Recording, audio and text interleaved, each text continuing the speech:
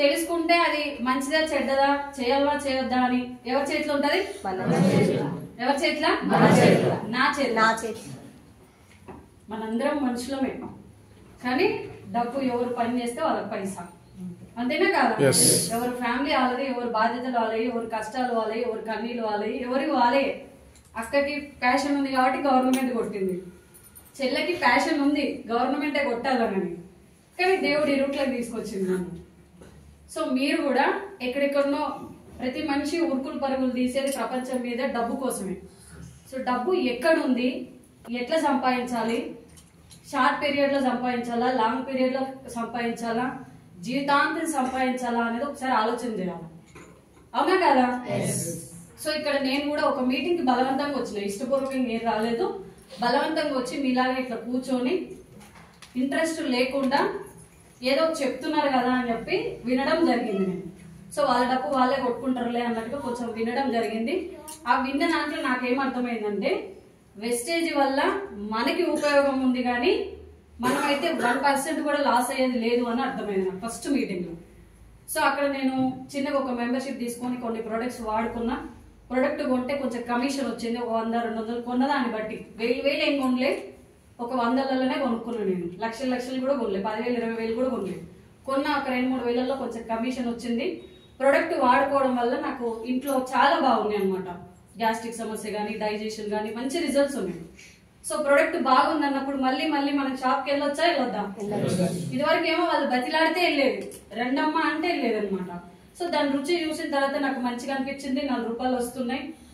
ఇంకొక మీటింగ్కి వస్తే ఇట్లాంటి ఎంప్లాయీస్లు, చదువుకున్నోళ్ళు, చదువు లేనోళ్ళు, ఇందులో బాస్ లేదు, టైం లేదు, టార్గెట్ లేదు, ఇన్వెస్ట్మెంట్ లేదు, కష్టపడితే ఎంత వర్క్ చేస్తే అంత.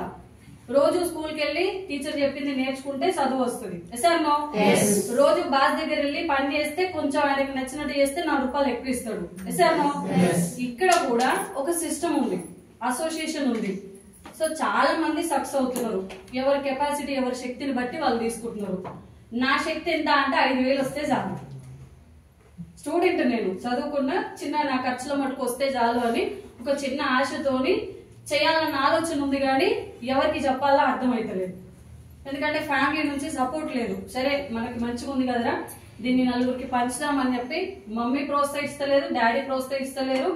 తెలిసిన వాళ్ళు ఎవరు కూడా దాన్ని నువ్వు గీట్ పని చేయడం అయింది, పీజీ చదువుకొని నీకేమన్నా మైండ్ ఉందా, మైండ్ అరికాలలో ఉందా, మోకాలలో ఉందా, అసలు నువ్వేం మనిషివి, ఎంతో పెద్దోళ్ళు చాలా అనుభవించి వాళ్ళ జుట్టు పోయింది, వాళ్ళు తెల్లగైనారు, మార్కెట్లోకి ఇట్లాంటివి వస్తుంటాయి పోతుంటాయి, అసలు నీకేం ఎక్కడుంది దమాకు అని వాళ్ళు చాలా రకాలుగా చాలా అన్నారు.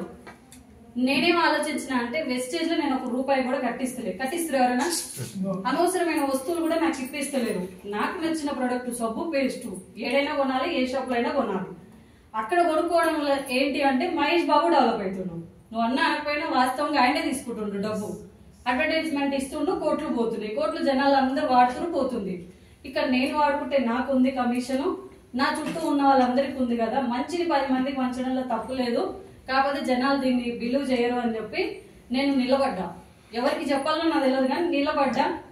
ఖచ్చితంగా నేను దీంట్లో సక్సెస్ అవ్వాలి, ఎవరు వస్తారో నాకు తెలియదు, నేను నిలబడాలి, మీటింగ్కి వెళ్ళాలి.